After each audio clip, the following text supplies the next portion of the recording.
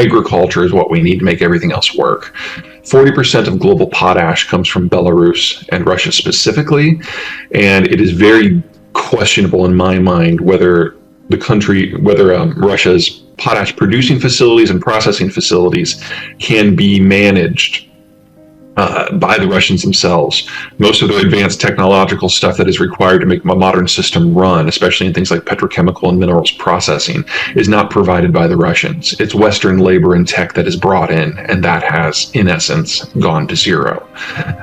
There are huge portions of the world, most notably South America, Sub-Saharan Africa, North Africa, South Asia, Southeast Asia, and Australia. They don't have a single scrap of potash at all. Luckily for us in North America, we have you. Canada is the world's single largest supplier. Most of that comes from Saskatchewan. A little bit of that comes from Manitoba. If I were you, I would double, triple, and quadruple down on that, because the world is going to need a lot more than we can get. And if you start right now, it'll come online in 10 years. So we have a lot of famine in front of us, even if we get going today. Okay, energy. This is a pipeline map. We're going to look first at the green lines. Those are the oil pipes. The places that matter are these two ports right here. In the north, you have the port of Primorsk on the Baltic, and in the south, you have the port of Novorossiysk on the Black. What's going on is the Europeans, the Canadians, and the Americans have banned insurance on all Russian vessels. And I know, you guys you got me up at 9 o'clock to talk about insurance. Just bear with me. Insurance is becoming a very exciting space. For shipping, if you don't have a maritime insurance policy, you cannot enter port, exit port, or go into any constrained waterway like, say, the Panama Canal. So it's a big deal. In a part to get around this, the Russians are offering direct sovereign indemnifications, but you may have heard they're a little cash shy. And if something happens to a boat, it's about $1 billion payout. So assuming you're willing to suck up the price increase on the crude, there's a vested interest for a lot of countries to grab a Russian ship or two just to force the Russians to pay. Now the Chinese, in order to still get Russian crude, have, leased a half a dozen super tankers and have lashed them together in a raft in the North Atlantic off the coast of Portugal. And they're using shuttle tankers to access these two ports. They're relatively shallow, so you can't get a super tanker in there. And shuttling those tankers out to Portugal and doing sea-to-sea transfers. Now there's no end of ways that this can go horribly wrong and trigger an insurance event. You can have a sea-to-sea accident because it's dangerous. You could have a country like Latvia just decide to snab one of them as they're going by. All of this would stop stuff from loading at the port. And that becomes very important very quickly, because the Russian oil patch isn't like Texas. It's more like northeastern Manitoba. It's in the permafrost. And as you folks know, in the winter, as long as you are moving, you are fine. But if you stop, you freeze to death. Same with oil. If the ports can't discharge cargo, pressure builds up in the ports all the way back to the pipes, all the way to the wells in Siberia. And then the oil freezes in the pipes as it goes through the permafrost. The water that comes up as a byproduct turns to ice, and when water turns to ice, it expands and it busts the pipe from the inside out. The last time this happened in Russia was 1992, and it took the Russians 30 years to bring it all back online. Only it wasn't the Russians who brought it back online. It was the Western services firms operating in Russia, which are now almost completely gone.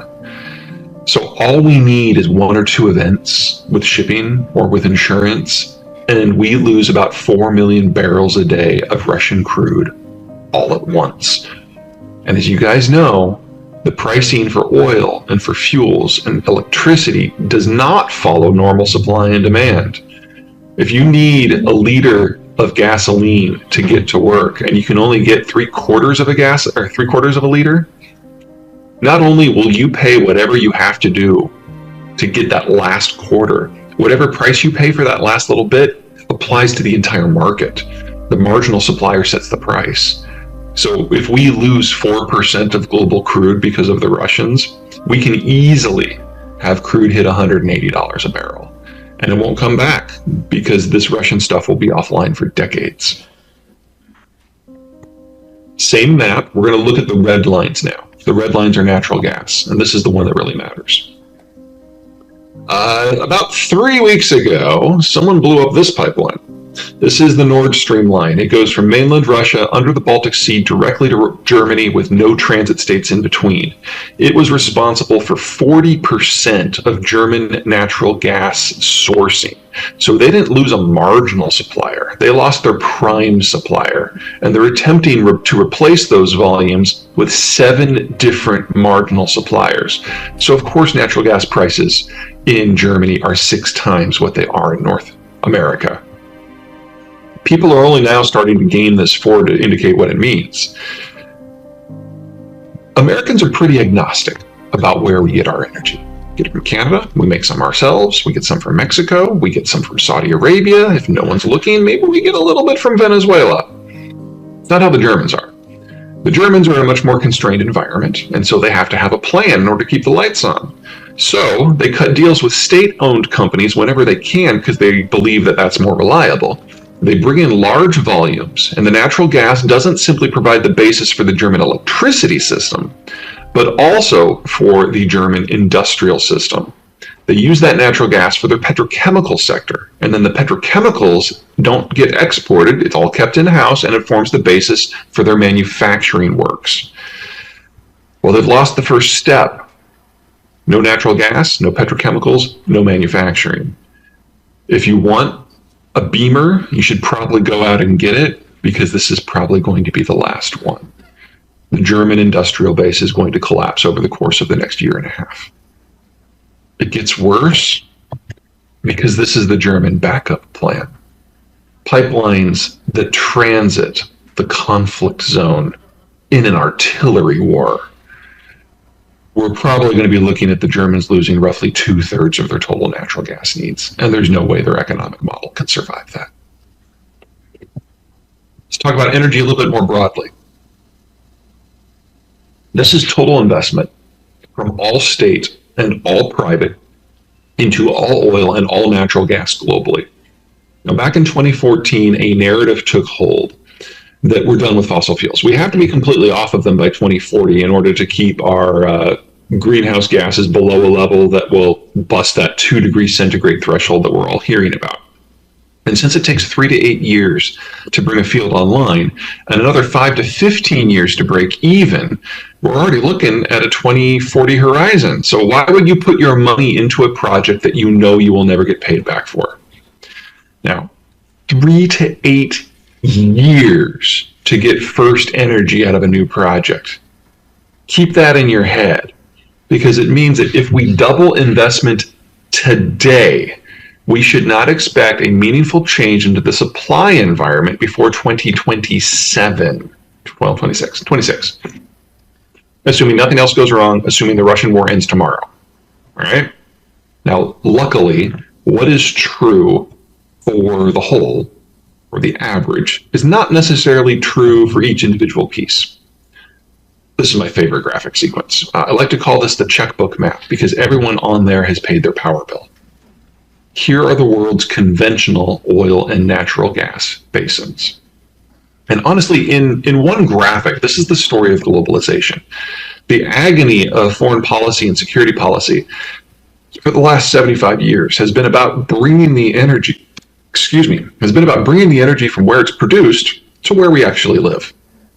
There are 20-odd things about the American energy complex that are fundamentally different from every other one in the world. This is the most important one. In the United States, the energy is produced where it is consumed, and that makes everything a lot simpler. One more checkbook map.